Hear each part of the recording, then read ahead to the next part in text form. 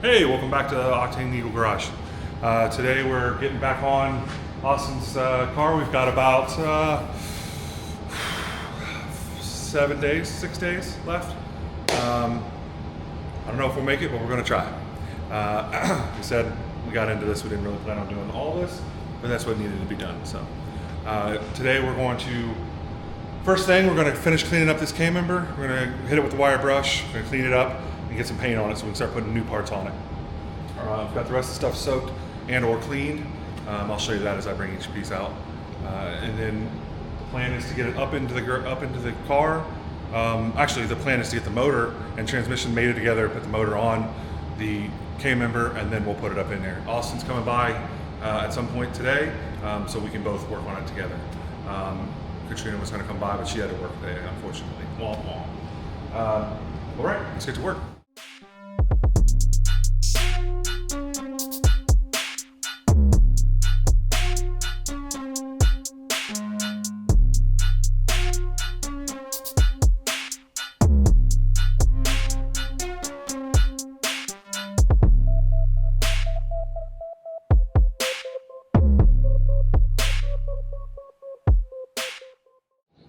Okay, finished wire brushing the bottom of it, or the top of it. I have flipped it over. We're going to start with the map gas and a scraper and get the worst of it off, and then we'll go back at it with with the wire wheel and get ready to put some paint on this thing. Let's get on.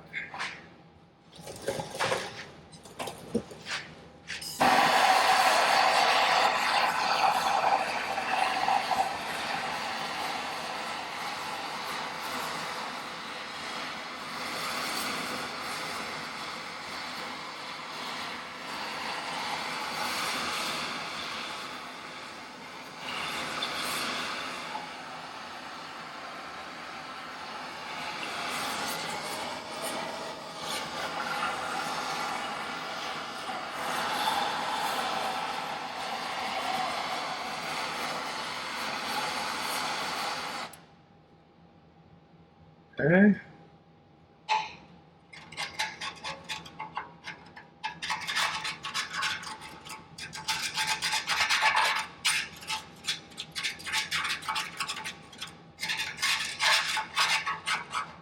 I don't know where this car was from. It actually seems to have more mud on it than it does grease. Normally these old cars don't seal very well, and they are very, very caked in grease. This one seems to have a lot of mud.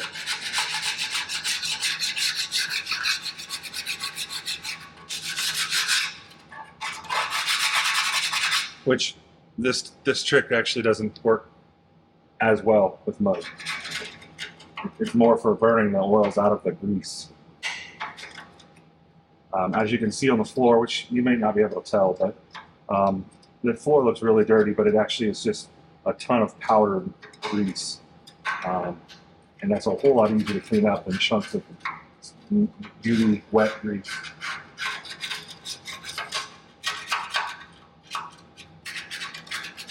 All right, I got the worst of it scraped up with the heat and scraper, and now we're going to hit it with the wire brush. And then there's some spots that have some welding slag from the factory.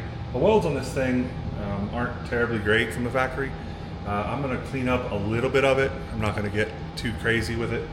So we're gonna hit you on a time lapse and get some work done.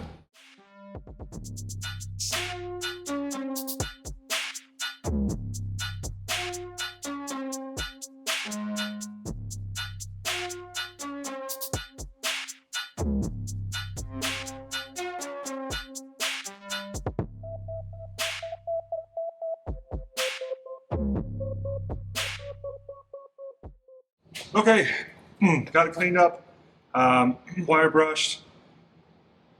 I did a quick cleanup on the floor. Can't get good results painting something if you're doing it in a dirt pile. So clean it up a little bit. I've got a spray paint that I'm going to use on all the small parts. But for this, I'm going to use a brush, and it is called, it's a magnetic brand, I believe it is, but it's called Chassis Saver. I've had really good luck with it. I'll insert a picture of the can somewhere around here. And I've used it on my truck frame when I redid it, and it made a huge difference. So, it's probably a lot stronger than a spray paint. So the suspension parts, it's not as big a deal, but probably won't have the K member out for quite some time. So I'm going to go ahead and use the good stuff on it. It's going to take a little while to dry, so that's not super convenient for what we're trying to do today. But we have a fair amount of work to do to get the transmission cleaned up and the motor fully assembled and get it ready to put together. And we also have a fuel tank to change as well. So I'm hoping it's going to work out well. I've also got some wheel wells and stuff to paint yet. So hopefully it'll work. I may end up taking it, it's hot outside, so I may end up, once I get it painted, I may end up scooping it with the forklift and driving it out outside into the sun. But I don't really want to get this Chassis Saver paint all over my driveway, so we'll see how that goes. But let's get to coating it. This thing dolled up a little bit. It's a pretty thick paint. It goes on pretty well, and it self-levels, so.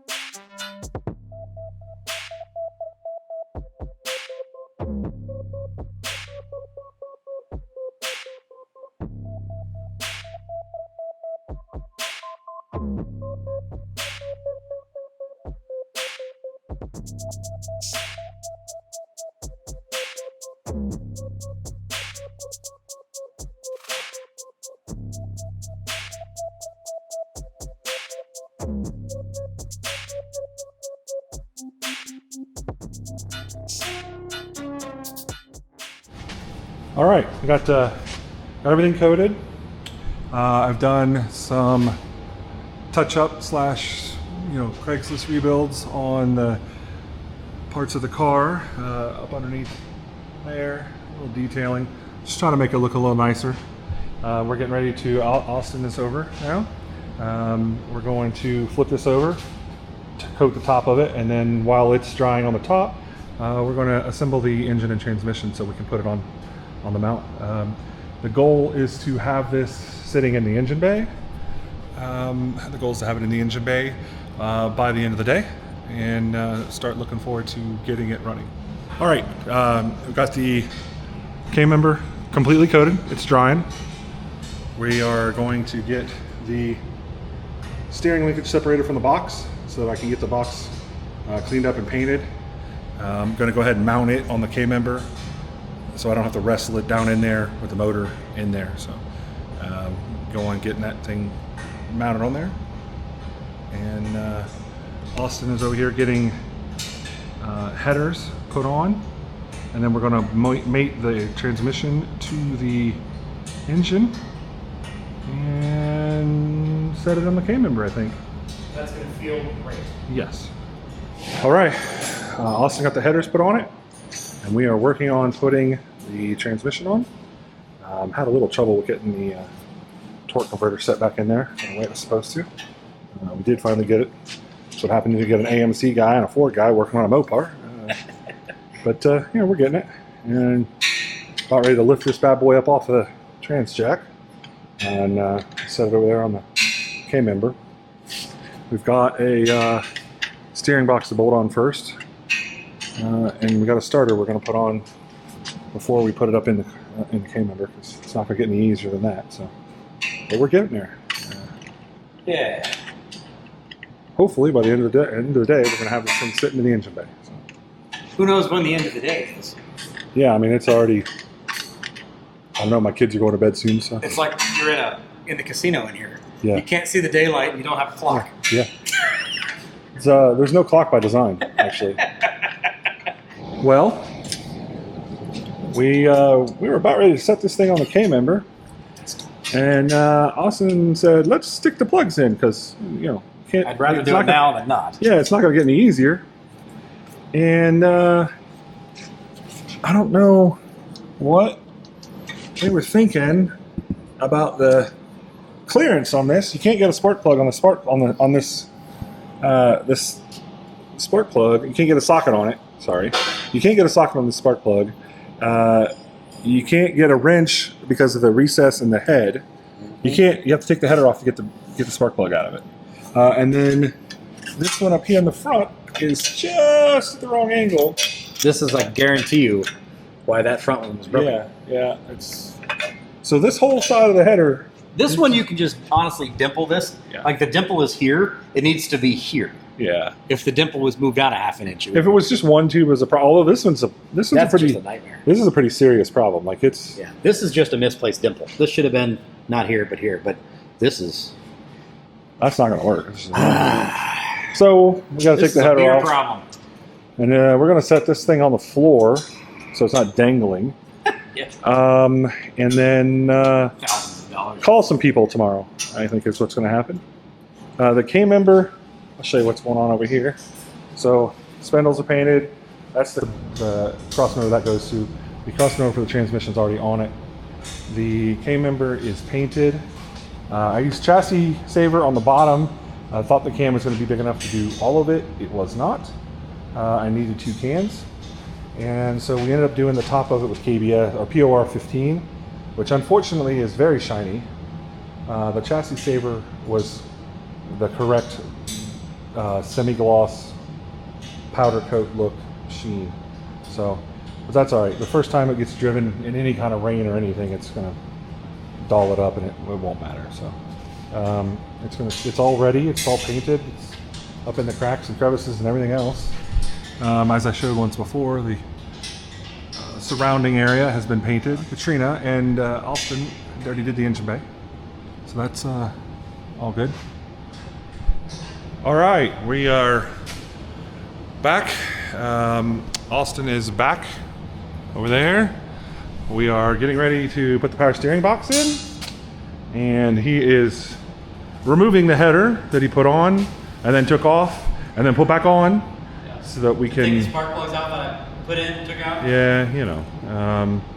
Edelbrock changed the angle of the heads, and because he's an AMG guy and I'm a Ford guy, we didn't know that. And anyways, moving on. All the parts are prepped, other than the steering linkage. Whatever, I'll get to that. We'll put the box on, and then we're going to set the motor on, and we're going to set it in. It's already kind of late. We're getting a late start. The goal today is to get the motor K-member in the car. Then tomorrow I have some time to work on it, and I can start assembling things. We are probably not going to make... It's not going to drive to GoodGuys. We already figured that out. I'd like to maybe hear it run before then. We'll see. We'll see how it goes. But let's get something done. All right, so it turns out that Edelbrock plug angles do not work with standard cylinder head headers. And so therefore, I'm about to do... Also, Excel header plugs are not any shorter than standard plugs. They're gold, which is nice, but like a little shorter, tiny bit. So unfortunately, I'm about to ruin the ceramic coating on these and do some unthinkable things with a air chisel and a hammer. We're gonna make some reliefs because we need to get this car together. Sucks, but that's why we used to work on the tech line. I'd always advise, if you thought this was a possibility, not to buy the ceramic coating, because you're going to ruin it as soon as you have to divot, dent, bend, whatever you want to say. Austin, to his defense, didn't plan on running these cylinder heads, didn't plan on having different plug angles. and therefore they should have worked just fine. But here we are. So let's get to making some reliefs. So we did a thing. Well, almost. Yeah. We're getting there. Yeah. It's on the K-member. It's on. So originally I was going to do jack stands. That proved to be a little too unsafe. I started getting phone calls from OSHA, so we decided to change it. We have a heavy duty, not one of the wood ones, it's one of the heavier duty ones, but it's a Harbor Freight furniture dolly. It's rated for 1,000 pounds. So, we're probably using all of it. But it's on there. It moved into place very easily. And we're getting ready to drop the car down and center it. The mounts are in. They're zip tied into place so they don't fall apart. And the bolts are clean. We got to anti-season before we get going too far. And we're about to make some things happen. So.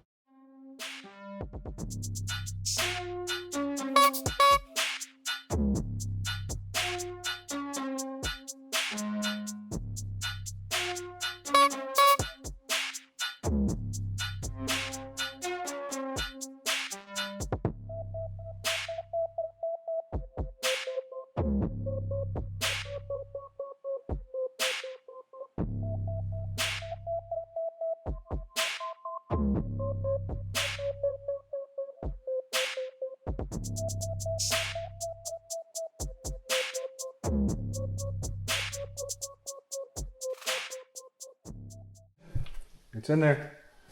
It's all 4 cam member bolts and most of the transmission cross member bolts.